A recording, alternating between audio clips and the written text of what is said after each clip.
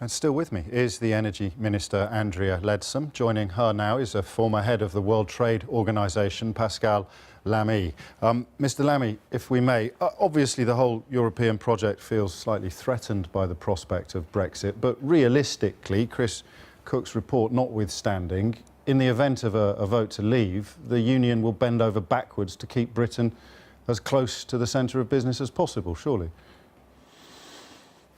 Well, that's speculation. The reality, I think, is quite different. The reason why UK joined the European Union 40 years ago was free trade. If UK leaves, it leaves the Union and it leaves this free trade zone and the single market. It will import more because of the zero tariff, which the Brexit campaign says will be the UK trade policy after having left. So less exports because of tariffs in the European Union, which is 50% of UK exports, plus the 50 other countries with whom EU has a preferential trade agreements. So more imports, less exports, less production, less jobs. That's the equation. This is also speculation, of course. Well, I've been in trade negotiations for 20 years. Trade negotiations are not about love. They're about hard numbers. They're about clout. They're about bargaining capacity. Standing alone, UK loses the bargaining capacity it has with other countries because it belongs to the European Union and because the European Union is 500 million consumers. Like, by the way, that's the reason why the US, Canada and Mexico have a free trade agreement. I mean, trade is a world of elephants. 500 million. China, India, more than 1 billion. That's what trade is about. That's what trade negotiations are about. So look at the UK outside in the cold. Again, more imports, less exports. That's roughly what I call shooting in one's foot. And Andrea Leadsom, we won't be an elephant anymore. I'm not sure what we will be, but it won't be anywhere near as big. Well, you know, the EU has negotiated free trade arrangements with economies of the size of about 7 trillion US dollars. That's the EU's elephant. Switzerland, with a population of less than 30 million, has negotiated free trade around the world with an economic size of about 27 trillion.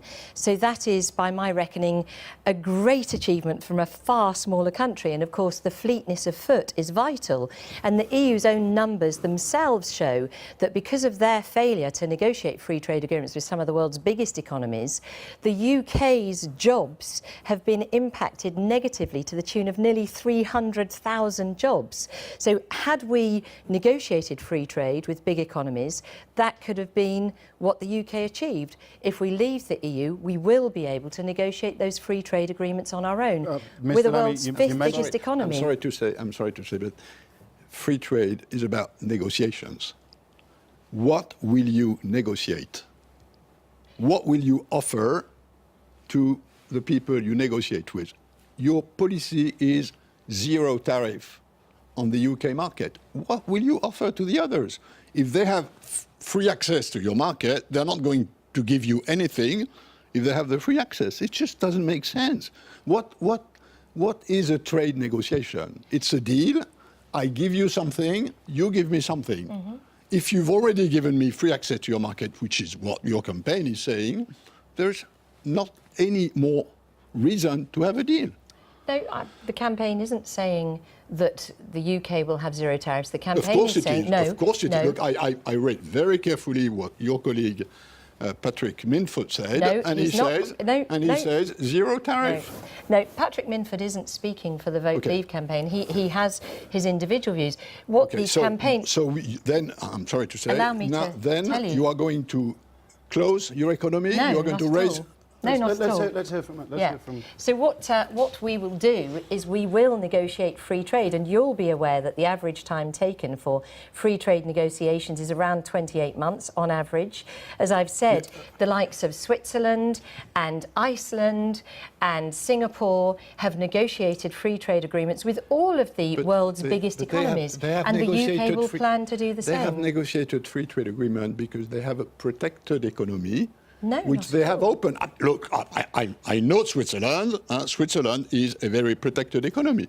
So these countries have a protected economy, and what they do in a negotiation, they lower the protection for the price of market access everywhere, which is, you're absolutely right, which is why Switzerland negotiated a free trade agreement with China.